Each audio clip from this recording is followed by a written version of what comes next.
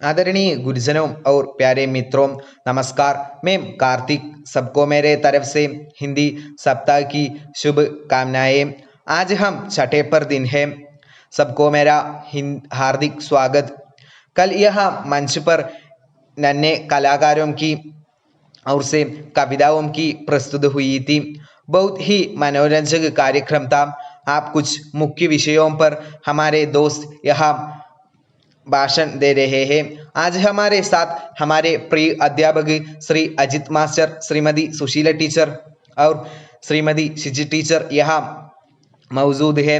हिंदी चंद शब्द बोलकर वे हमें सहयोग दिया। मैं उन तीनों का यहाँ प्यार और आदर के साथ स्वागत करता हूँ।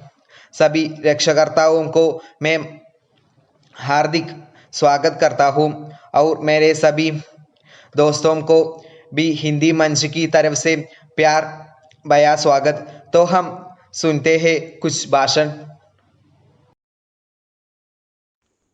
प्रिय दोस्तों और प्यारे बच्चों, नमस्ते।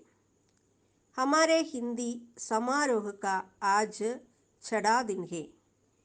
हिंदी एक ऐसी भाषा है जो हमारे राष्ट्र को एकता में जोड़ती है। हमारे बच्चे बड़े उत्साह से इस कार्यक्रम में भाग ले रहे हैं। सबको मेरा अभिनंदन और बधाई है। आप सबको मेरी तरफ से हिंदी सप्ताह की शुभकामनाएं। धन्यवाद। प्रिय मित्रों और बच्चों, नमस्ते। हिंदी हमारे देश की राष्ट्रभाषा है। यह बहुत सरल भाषा है। बच्चों का हिंदी कार्यक्रम देखकर बहुत खुशी है। यहाँ मुझे भी हिंदी में बोलने का अवसर मिला, इसके लिए धन्यवाद। इस कार्यक्रम के लिए मेरी तरफ से सबको शुभकामनाएं। आदरणीय शिक्षकों, प्रिय सभी प्यारे बच्चों को हिंदी दिवस की हार्दिक शुभकामनाएं। भारत में हर राज्य की अलग संस्कृति है और उनकी आम बोली जाने वाली भाषा अलग है, लेकिन भारत और विदेशों में हिंदी बहुत लोकप्रिय है। हिंदी में पागल मूल निवासी और विदेशी हैं। हिंदी भाषा ने विश्व को अनेक साहित्य कृतियों में योगदान दिया है। हिंदी दिवस के अवसर पर हिंदी दिवस से छूटे खूबसूरत संदेशों को अपने दोस्तों के साथ साझा करें और उन्हें हिंदी दिवस की शुभकामनाएं दें। सबको हिंदी सप्ताह के लिए शुभकामनाएं। धन्यवाद। आदरणीय गुरुजनों, प्यारे मित्रों, सबका नमस्कार। आप सबको हिंदी सप्ताह की शुभकामनाएं। मैं आदव छठी कक्षा में पढ़ता हूँ। मैं यहाँ पुस्तकालय के बारे में कुछ बातें बताना चाहता हूँ। पुस्तकालय का अर्थ है पुस्तकों का घर, जहाँ पुस्तकों का संचय कर लोगों के पढ़ने के लिए रखी जाती है। उस स्थान को पुस्तकालय कहते हैं। पुस्तकालय में तरह तरह की किताबें रहती हैं। हम अपनी रुचि के अनुसार किताबों वहाँ से प्राप्त कर सकते हैं। पुस्तकालय कई तरह के होते हैं। उनका वर्गीकरण भिन्न भिन्न प्रकार से होता है। कुछ पुस्तकालयों में स्कूल तथा कॉलेज के विद्यार्थी के पाठ्यक्रम की किताबें होती है। बड़े बड़े शहरों में सार्वजनिक पुस्तकालय स्थापित है। ऐसे पुस्तकालयों में विभिन्न विषय की बहुत सी किताबें मिलती है। विद्यालयों और विश्वविद्यालयों के लिए पुस्तकालय तो वहाँ के विद्यार्थियों और अध्यापकों के लिए सुरक्षित होते हैं। साहित्य, कला, विज्ञान, शास्त्र, खेल कूद संबंधी उपयोगी साहित्य सभी विषय पुस्तकालय में एक ही स्थान पर प्राप्त हो जाते हैं। वास्तव में पुस्तक से बड़ा भिन्न संसार में कोई नहीं होता। पुस्तकालय से हमारी जानकारी बढ़ सकती है। किताबें हमारे दिमाग का भोजन है।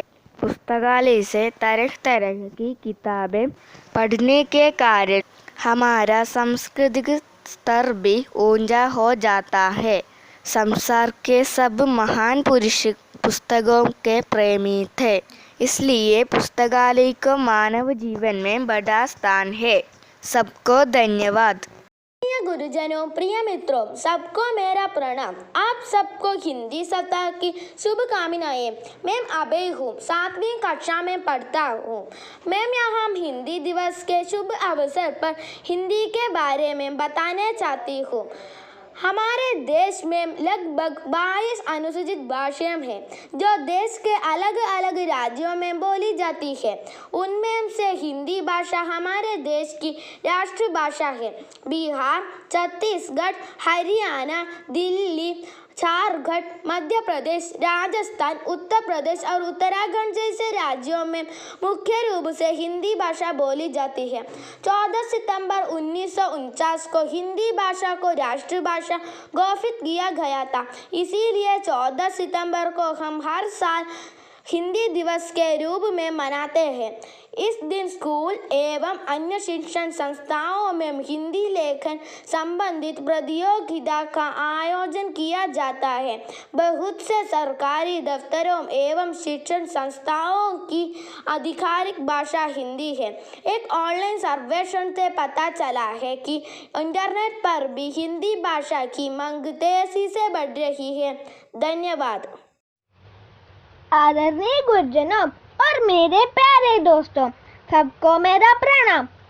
पहले आप सभी को हिंदी सप्ताह की शुभकामनाएं।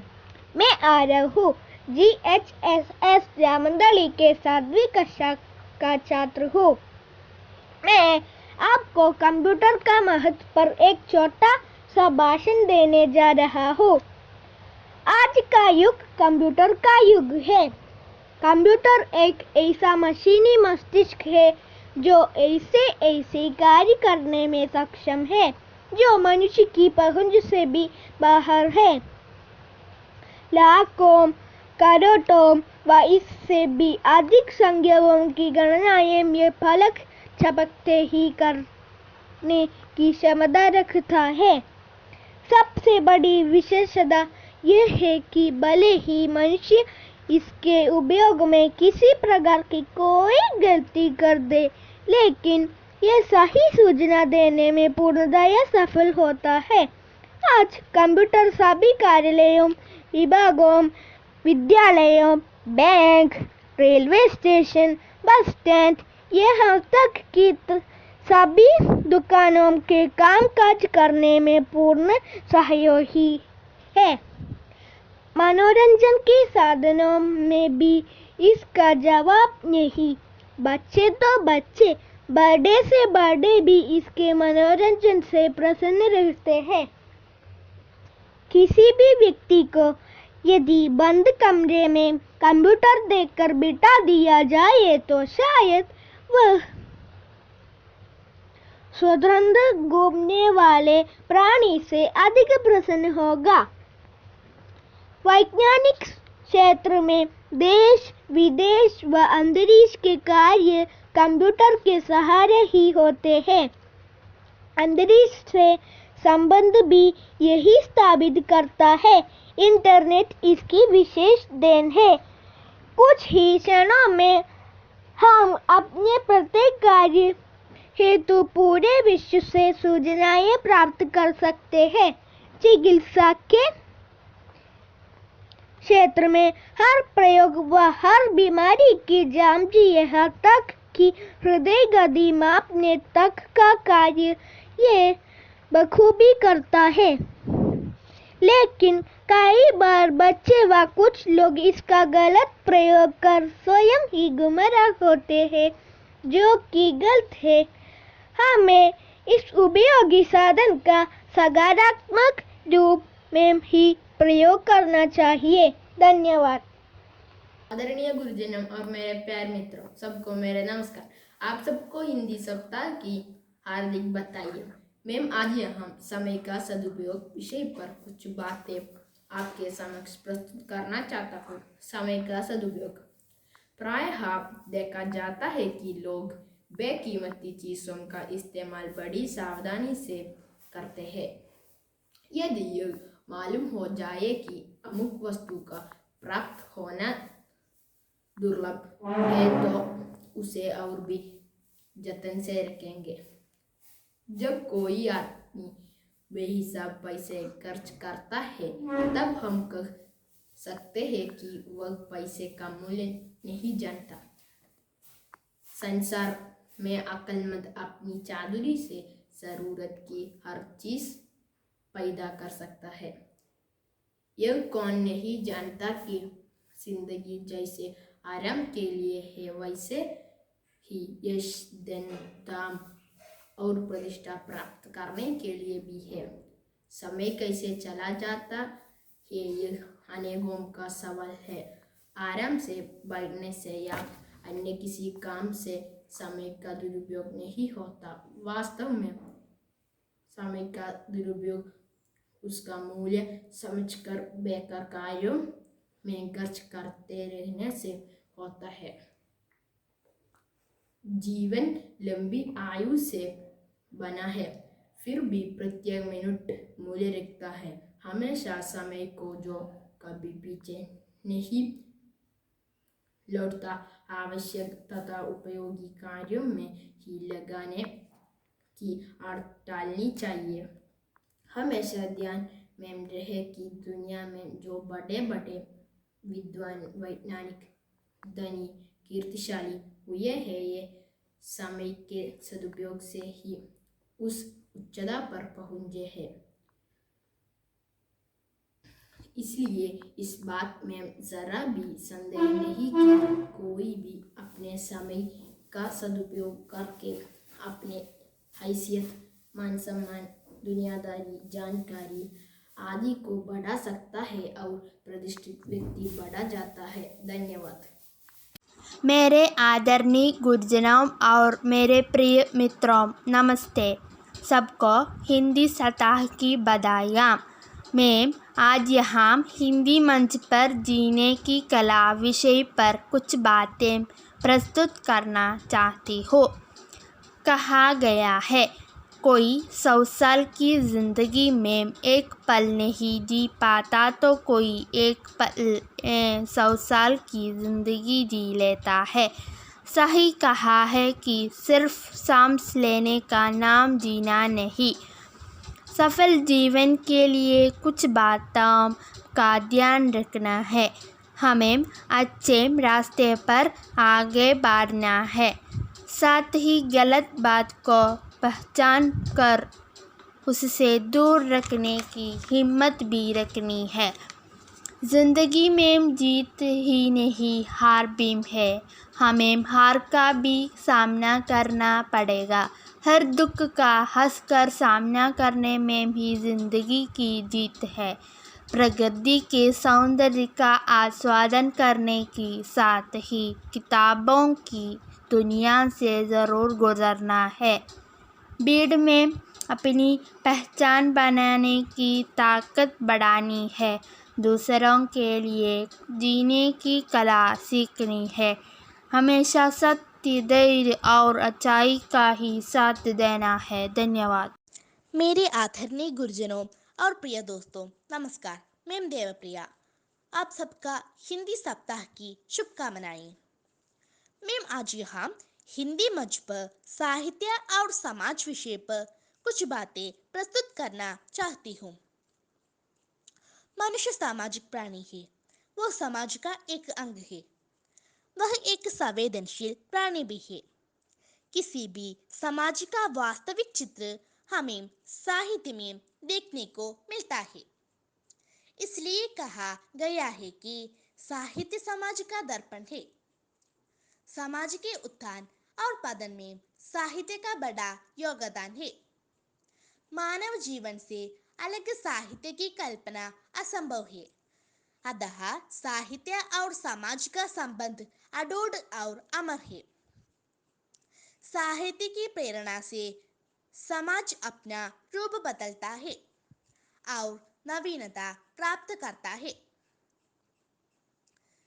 साहित्य का निर्माण समाज की घटनाओं के आधार पर होता है। उसमें समाज की दशा और उसके स्वाभाविक परिणामों का वर्णन होता है। साहित्यकार अपने साहित्य में कल्पना का अपूर्व मिश्रण करके समाज को सुधारने का प्रयत्न करता है। साहित्य युगों से समाज सुधार का सबल साधन सिद्ध होता चला आ रहा है। साहित्य की प्रेरणा से समाज अपना रूप बदलता है और नवीनता प्राप्त करता है।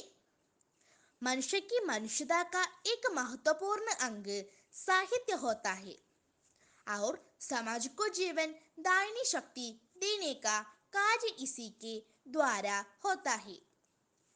किसी कवि ने कहा है, अंधकार है वहां जहां आदित्य नहीं, मूर्खता है वह देश जहां साहित्य नहीं है।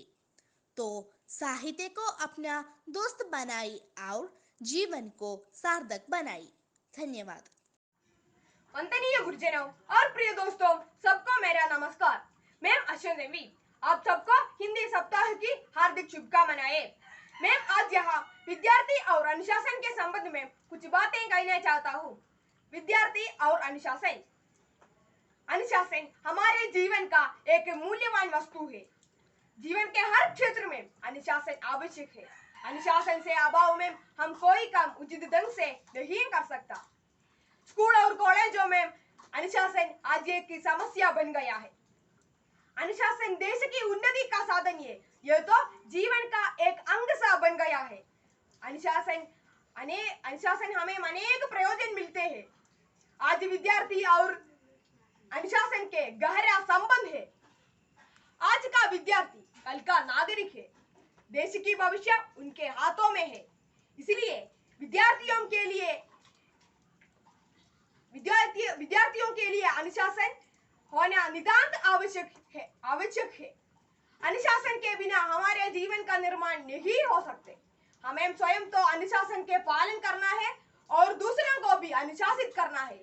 इस प्रकार हमारे राष्ट्र के जीवन सुंदर और स्वस्थ बन गया है। सबको मेरा नमस्कार। आदरणीय गुरुजनों, प्यारे मित्रों, सबको मेरा प्रणाम। मैं संजय 5वीं कक्षा में पढ़ता हूँ। आज 14 सितंबर है। संपूर्ण भारत में इस दिन हिंदी दिवस के रूप में मनाया जाता है। हिंदी हमारे देश का राष्ट्रीय भाषा है, साथ ही विश्व में बोली जाने वाली प्रमुख भाषाओं में से ही एक है। 14 सितंबर 1949 को संविधान सभा में हिंदी प्रमुख राजभाषा के रूप में स्वीकार की गई। इसलिए 14 सितंबर हिंदी दिवस के रूप में मनाया जाता है। प्यारे साथियों, हिंदी सरल भाषा है।